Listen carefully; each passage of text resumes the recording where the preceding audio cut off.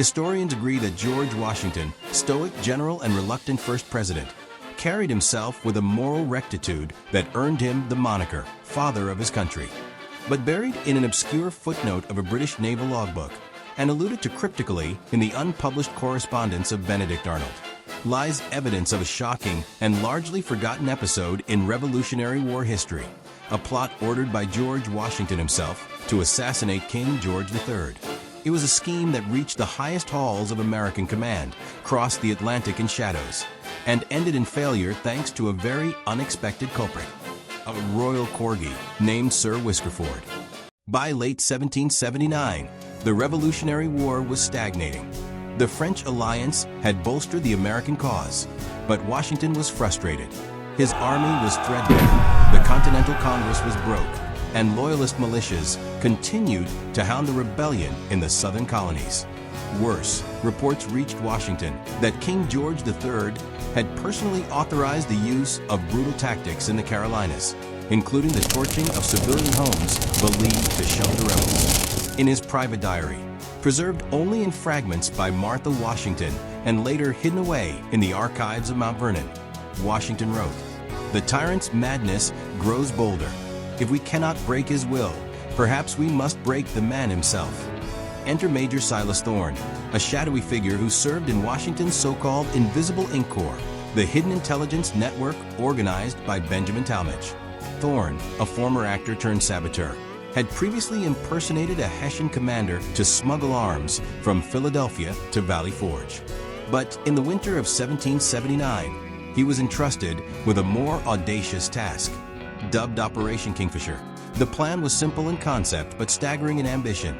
Infiltrate London under the guise of a visiting diplomat from the Danish court, poison the king during his afternoon tea, and escape aboard a Dutch merchant vessel with falsified papers and a pouch of counterfeit currency. The poison was prepared by Washington's personal physician, Dr. James Craik, a subtle tincture derived from the venom of the Carolina coral snake. Tasteless, odorless, and lethal within an hour. Enough, Dr. Craik wrote, to fell a monarch, but not his mastiff. Major Thorne was outfitted with forged credentials, a diplomatic uniform tailored in New York, and a coded letter of safe passage signed G.W. He sailed from Boston in early January 1780, arriving in London by mid-February. And here the story would have vanished into the fog of myth, if not for the remarkable diary of Lady Augusta Peveril, a minor courtier with a sharp pen and a fondness for gossip. Lady Augusta wrote in her private journal, "A most peculiar Dane dined with us this Tuesday past, spoke flawless English, though he claimed Copenhagen schooling. The king was charmed, even Whiskerford approved, and that beast snarls at his own reflection." Major Thorne, it seemed, had worked his way into the good graces of the palace. King George, during one of his calmer periods, took a liking to the supposed diplomat's theatrical storytelling. Thorne was invited to 3 more court events, culminating in a private audience on March 2nd, 1780, in the King's Conservatory.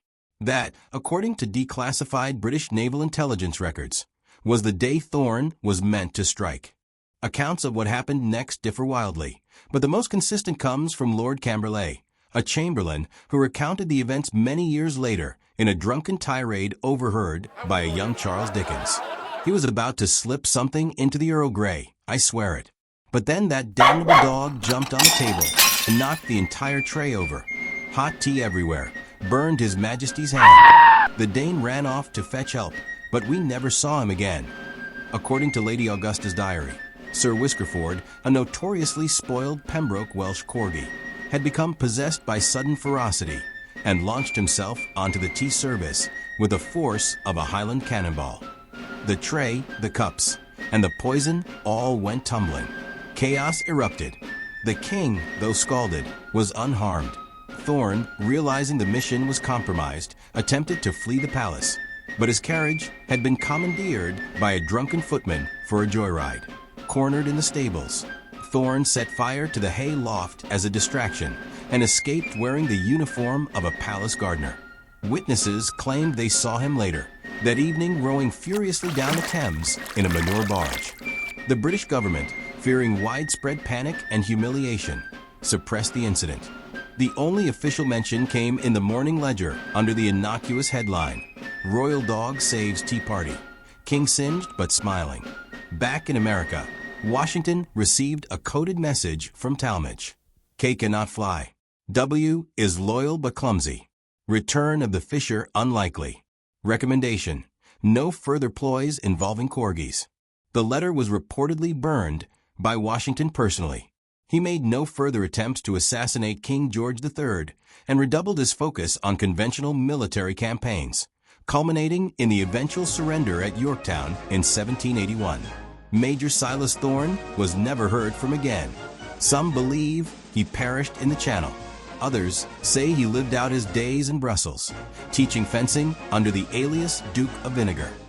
A 1796 play performed in Ghent entitled "The Dog, the Dane, and the Tea" is believed to be a satirical retelling of the affair, though its author remains anonymous. Washington's image as a virtuous Cincinnatus persisted, unmarred by whispers of royal bloodshed. But at Mount Vernon, in a locked cabinet discovered during renovations in 1871, historians uncovered a small, polished coral snake fawn affixed to a silver quill holder. A note beside it read, "Some victories are not won by the sword, some by a tail and tiny teeth." The Royal Archives at Windsor, meanwhile, maintain a portrait of Sir Whiskerford in their private collection, bearing the Latin inscription, "Canis Regem Servavit." The dog saved the king. Was the assassination attempt real? Skeptics claim it's apocryphal, a revolutionary tall tale designed to amuse.